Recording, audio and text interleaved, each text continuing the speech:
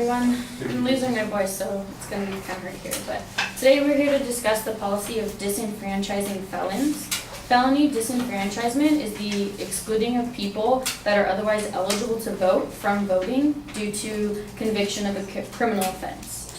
The policies on felon reenfranchisement in the United States are inconsistent, and that creates confusion for both the former offenders who want their rights back, as well as the officials who are in charge of implementing the laws.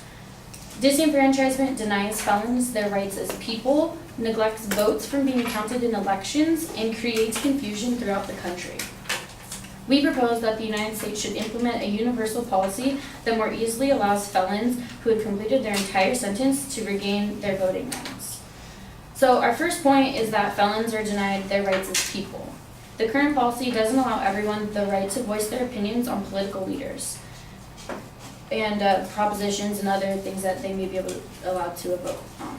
And according to Roy Speckhart, the executive director from the American Humanist Association, felony disenfranchisement removes human dignity by relegating people to second-class citizen status and making them subject to a state that has no electoral accountability to those that have been convicted of felonies. Furthermore, by assuming that a felon is unable to participate productively in society after completing their punishment, we send the message that those who have done wrong do not have the potential to improve. It can also be said that felons have served their time and they should be given their rights back. Jerry Shaw, who is a writer for Newsmax, stated, "Ex-felons are denied one of the basic fundamental rights guaranteed to citizens of the U.S. if they are not allowed to vote. Going through rehabilitation and reintegration, ex-felons become part of a law-abiding society with the same privileges as others in the society." So disenfranchisement also keeps felons away from being functional members of society. Roy Speckhart again stated, "Once people serve their time, they should be given an opportunity to participate productively in all aspects of a normal life, which includes the right to be politically involved and to have some degree of control over the people and institutions that make and enforce the laws." Our second point is that elections do not account for the whole of the country. Felons who are disenfranchised are not counted in the results of the elections. And according to a 2002 study, disenfranchisement laws may have determined the outcome of 7 Senate races and thus control of the Senate throughout the 1990s, as well as a presidential election. While George W. Bush won Florida by 537 votes in 2000, more than 800,000 Floridians with criminal records were barred from voting. So regardless of which party might benefit most at the polls, repealing felon disenfranchisement laws is in the interest of upholding American ideals. And if a new policy is put into place, more people will be voting in the elections. The Sentencing Project has noted nationally, an estimated 5.85 million Americans are denied the right to vote because of laws that prohibit voting by people with felony convictions. Felony disenfranchisement is an obstacle to participation in democratic life. So the amount of people who are not voting is in part because of the confusion of the current policy. So this leads to our third and final point, that the current policy is not universal and creates difficulties for felons trying to regain their right to vote.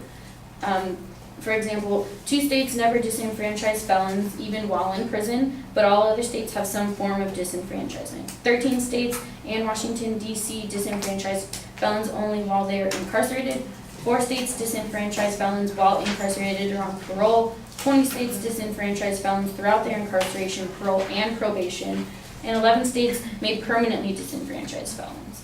So depending on where a felon lives, the laws are different. In some states, one must apply to regain their right to vote or even have a hearing where someone else decides if they should be allowed their rights back. All these different ways of disenfranchising and policies to reenfranchise create a lot of confusion and lead to more harm than good. According to Project Vote, policies on felony reenfranchisement among the 50 states are so inconsistent as to create confusion among not only those former offenders who wish to regain the right to vote, but also the varying officials charged with implementing the laws. The result is a network of misinformation that discourages some legally eligible voters from registering to vote and places undue restrictions on others during the registration process.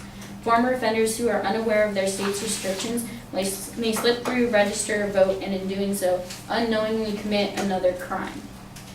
So we propose that the United States universalize the reinstatement of voting rights throughout all states so as to have the same rules and processes for all. A universal policy will remove the confusion and allow more people to regain their right to vote and voice their opinions. It could also cut the rate of recidivism, which is felonies committing another crime.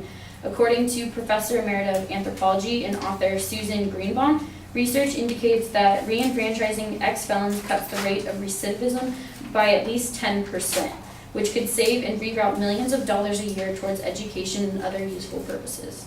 So a universal policy will be overall less complicated and more beneficial for our country.